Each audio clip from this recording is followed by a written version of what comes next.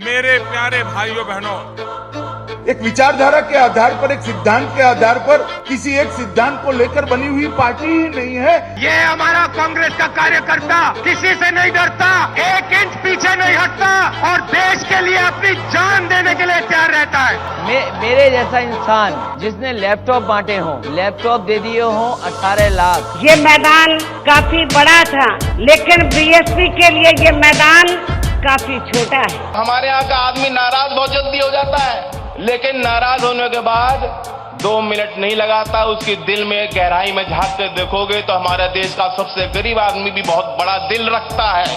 Home ministry हमारी headmaster है क्या? एलजी हमारे हेडमास्टर है क्या? हम बच्चे हैं क्या? उनकी क्लास में पढ़ते हैं क्या? 2022 में किसकी बनेगी सरकार, किसके सर होगा मुख्यमंत्री का ताज? दर्पण न्यूज लेकर आ रहा है अपना विशेष कार्यक्रम चुनाव चक्र। नमस्कार, फिर एक बार स्वागत है प्रातः दर्पण न्यूज के स्टूडियो रूम में। मैं हूं रमाकांत और इस समय मेरे साथ बैठे हुए हैं राष्ट्रीय लोकदल, क्षमा चाहूंगा, युवा राष्ट्रीय लोकदल के उत्तर प्रदेश के नव निर्वाचित अध्यक्ष रविंद्र सिंह जी। रविंद्र सिंह जी, बहुत बहुत स्वागत है आपका। सबसे पहले तो बधाई देना चाहता हूँ अपने दर्शकों के मार्फत। आपको एक बड़ी जिम्मेदारी मिली है, युवा है आप, युवा चेहरे हैं, काफी मेहनत भी की है लोकदल में। तो अब रविंद्र सिंह के नजरिए से लोकदल कैसा है? देखिए, लोकदल नए कलेवर में है, युवा नेतृत्व है। प्रदेश को भी हम नया नेतृत्व देने जा रहे हैं, ईमानदार सरकार देने जा रहे हैं और युवाओं की सरकार देने जा रहे हैं। तो युवाओं की सरकार देने जा रहे हैं, मतलब तय है आपको, आपके हिसाब से तय है कि गठबंधन की ही सरकार बनेगी? निश्चित रूप से गठबंधन की सरकार आ रही है, कहीं इसमें दो राय नहीं है। भारतीय जनता पार्टी दूर दूर तक कहीं भी कंपटीशन में नहीं है और आप ये मान लीजिए 10 मार्च को जब परिणाम आएंगे तो आप देखिएगा राष्ट्रीय लोकदल और समाजवादी पार्टी की एक तरफा जीत होगी। कितने सीटें आप उम्मीद कर रहे हैं? देखिए, हम 403 सीटों पे हमारा गठबंधन लड़ रहा है और वैसे तो हमारे राष्ट्रीय समाजवादी पार्टी के राष्ट्रीय अध्यक्ष जी ने बोला है कि 400 सीटें आएंगी। तो उन्होंने जो आदेश हम लोगों को दिया है, हमारे राष्ट्रीय अध्यक्ष जयंत चौधरी जी का भी आदेश है, तो हम पूरी कोशिश कर रहे हैं कि हमारी 400 सीटें आए और हम अपने राष्ट्रीय अध्यक्षों को परिणाम अच्छा दे पाए। आपका कहना है लगभग 300 प्लस सीटें तो निश्चित है? निश्चित रूप से 300 प्लस में तो कोई दो राय है ही नहीं। रविंद्र जी, वो क्या कारण रहे आपके हिसाब से, वो क्या कारण होंगे जो गठबंधन की सरकार बनेगी अगर आती है तो? देखिए, गठबंधन की सरकार बनने का सबसे बड़ा कारण तो यह है कि भारतीय जनता पार्टी से लोग त्रस्त हैं। मैं पूरे देश की बात कर रहा हूं, आप एक प्रदेश की तो बात छोड़ दीजिए, पूरे देश में त्राही त्राही मची हुई है, हाहाकार मचा हुआ है।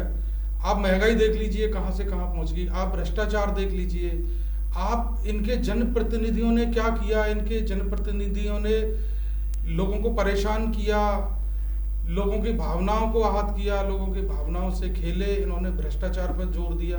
आप इनके जनप्रतिनिधियों को देखिए, जिसकी जो संपत्ति 1 करोड़ थी आज 10 करोड़ 100 करोड़ इनकी संपत्ति हो गई है। पेट्रोल देखिए और बाकी चीजों का महंगाई देखिए, आप कहां से कहां पहुंच गई। आप बताइए भारतीय जनता पार्टी ने किया क्या? तो जो सबसे बड़ा हमारा कारण रहेगा सत्ता परिवर्तन का, वो स्वयं भारतीय जनता पार्टी है। दूसरी चीज ये है कि अखिलेश यादव और जैन जी के रूप में प्रदेश एक नए नेतृत्व की ओर देख रहा है। एक युवा सोच है, दोनों ही लोग बाहर से पढ़ के आए हैं और जमीन से जुड़े हुए लोग हैं। उनको पता है कि लोगों की क्या मूलभूत परेशानियां हैं, लोगों की समस्याएं क्या हैं।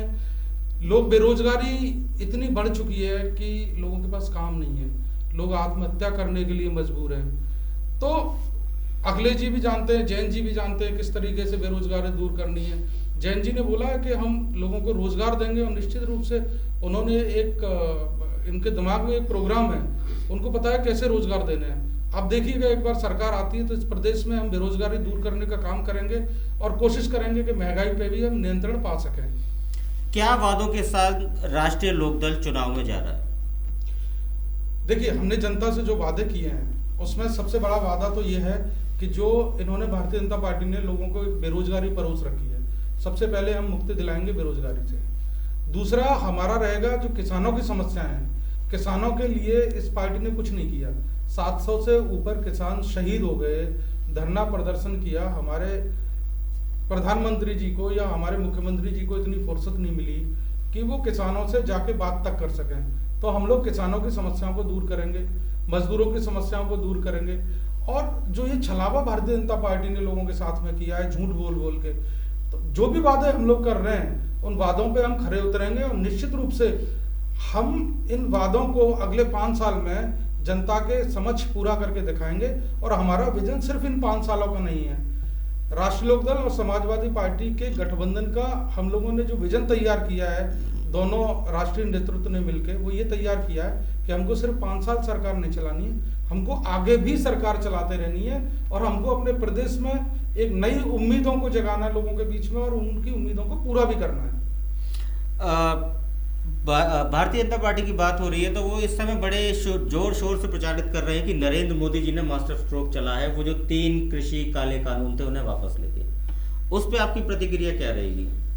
देखिए रमाकांत जी, आप सोचिए कि इन्होंने कृषि कानून पहले तो लागू कर दिए, जो किसानों को नहीं चाहिए थे वो इन्होंने जबरदस्ती दे दिए, फिर इन्होंने उनको वापस ले लिया क्योंकि उनको पता था उत्तर प्रदेश में चुनाव होने जा रहे हैं और किसानों के बीच में एक आक्रोश है। तो जनता ये समझ रही है कि मोदी जी कहीं ना कहीं तो गलत थे, या तो उस समय गलत थे जब इन्होंने कानून ये जनता के ऊपर थोपे थे, या वो तब गलत है जब इन्होंने कानूनों को वापस लिया। तो जनता इतनी बेवकूफ नहीं है, जनता समझ चुकी है। जनता इन लोगों को देख रही है, नरेंद्र मोदी जी को 2014 से देख रही है। इन्होंने इतने झूठ की बुनियाद, इन्होंने इतने लोगों से वादे कर दिए। आप मुझे बताइए आज तक कहाँ गया काला धन?